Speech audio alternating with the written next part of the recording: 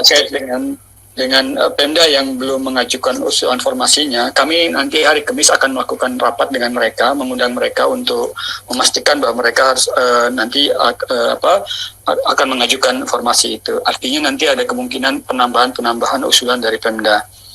Kemudian yang ketiga terkait dengan tenaga kependidikan. Barangkali ada dua alternatif yang kita ajukan, karena tenaga pendidikan itu tidak termasuk jabatan fungsional yang dapat diisi oleh P3K, maka kami mengusulkan supaya sekolah-sekolah itu mengidentifikasi atau memetakan kira-kira kebutuhan jabatan fungsional apa yang diperlukan di sekolah-sekolah dan sebagainya.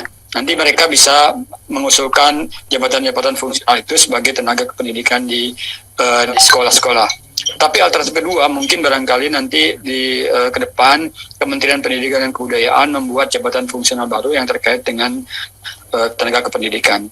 Yang ketiga adalah, yang keempat adalah terkait dengan masalah guru swasta. Nah, kalau kita lihat dari sisi aturannya, mungkin kami sementara waktu berpegangan pada aturan, ASN itu diangkat oleh pejabat pembina kepegawaian. Kalau di daerah tentunya kepala daerah. Karena dia diangkat oleh kepala daerah, maka dia harus bekerja di instansi pemerintah atau di sekolah-sekolah negeri.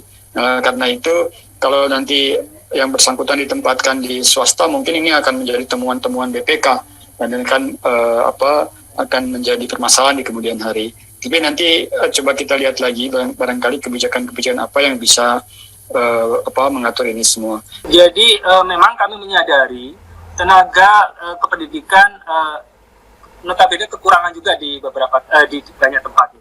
Tapi Bu, kalau kita melihat di konsep P3K, mohon maaf, jadi sesuai dengan Perpres 38 tahun 2020 itu ada jabatan-jabatan yang bisa diisi oleh P3K.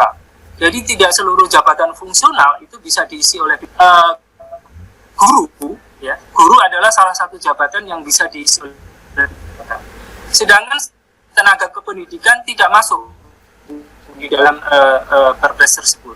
Nah, ini kemudian yang sebetulnya bisa dimappingkan tenaga kependidikan tersebut tugasnya seperti apa?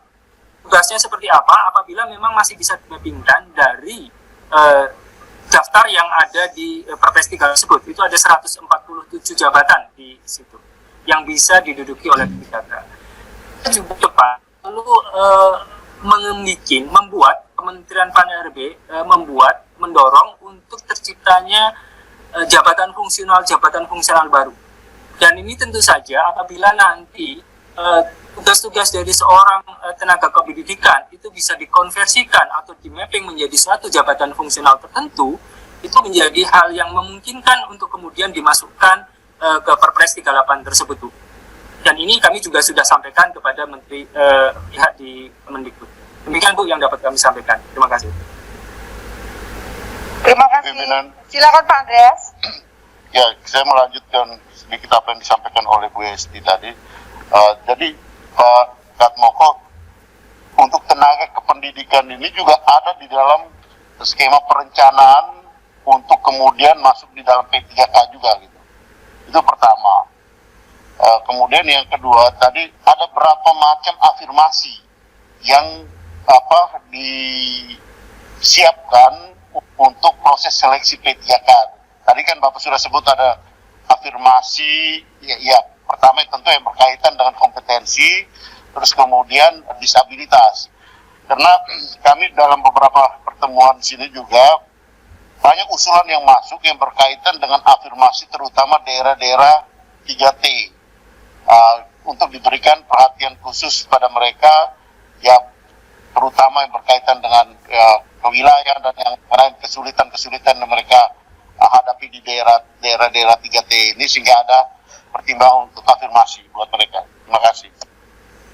Oke Pak, silakan Pak, langsung dijawab Pak. Baik Pak, mungkin yang terakhir dulu, yang terkait dengan afirmasi, itu memang yang dalam beberapa pertemuan terakhir dengan Panselnas dan Kemendikbud, itu terkait dengan umur Pak. Umur di atas 40 tahun dan sudah berpengalaman 3 tahun, itu yang akan kita berikan afirmasi. Kemudian yang kedua adalah terkait disabilitas Pak. Disabilitas juga kita akan berikan afirmasi. Yang ketiga, apabila memiliki sertifikat pendidik yang sesuai juga kita akan berikan afirmasi. Nah, tadi sebetulnya di rapat ini dikemukakan afirmasi terkait masa kerja, Pak, gitu kan? Artinya masa kerja yang lebih lama itu akan diberikan nilai tambah. Itu yang kemudian tadi kami sampaikan bahwa ini kami akan sangat melihat dari kesiapan data, akuratan data dan seterusnya. Karena tadi bahan kami adalah bahwa apa yang kemudian dijadikan parameter pertama untuk menentukan afirmasi. Apakah tanggal pertama yang bersangkutan itu diangkat oleh siapa? Oleh kepala sekolah atau barangkali oleh bupati atau SK-nya siapa? Itu yang kemudian dasar-dasar itu yang menjadi harus kita pertimbangkan, Pak. Mana yang bisa kita pakai? Selain juga kontinuitas, Pak. Kontinuitas terkait yang bersangkutan. Artinya bisa saja yang bersangkutan atau berhenti dan nanti masuk lagi dan seterusnya. Nah, itu kapan yang kemudian harus kita pakai? Kalau kemudian data-data itu kita anggap cukup robust, cukup kuat untuk dijadikan dasar pemberian afirmasi, kedepannya akan kerja tersebut bisa dipertimbangkan sebagai Pak, rapat lagi dengan stakeholder, dengan Kemendikbud juga terkait dengan kesiapan data. Ya, Pak, tadi yang kait dengan tenaga kependidikan, sekali lagi, Pak, tenaga kependidikan itu saat ini belum masuk di Perpres 38, Pak. Perpres 38 tahun 2020 terkait jabatan yang bisa diduduki oleh P3K. Berbeda dengan guru, ada jabatan yang sebetulnya yang bersangkutan melaksanakan tenaga kependidikan, tapi bisa dimappingkan, ya. Bisa dimappingkan atau dipetakan ke dalam jabatan yang ada di Perpres 38. Nah, kalau itu yang terjadi, maka bisa kita lakukan seleksi di tahun berikutnya, Pak. Misalnya sebagai peranata laboratorium atau arsiparis apapun yang mungkin bisa dilakukan di situ. Tapi ada juga misalnya kalau ada alternatif lain, seandainya misalnya Kementerian Pendidikan dan Kebudayaan membuat suatu jabatan fungsional baru, Pak. Membuat suatu jabatan fungsional baru terkait tenaga kependidikan tersebut menjadi suatu jabatan fungsional tertentu apapun yang bisa kemudian dibahas bersama-sama Menpan, Pak, untuk membuat jabatan fungsional tersebut. Setelah jabatan fungsional tersebut dibuat, kemudian bisa dimasukkan kembali di Perpres sebagai taman lampiran atau taman Permenpan. Kemudian kedepannya di tahun 2022 bisa kita lakukan rekrutmen untuk tenaga kependidikan tersebut. Itu, Pak, yang barangkali yang dapat kami sampaikan untuk saat ini. Terima kasih. Pimpinan. Baiklah.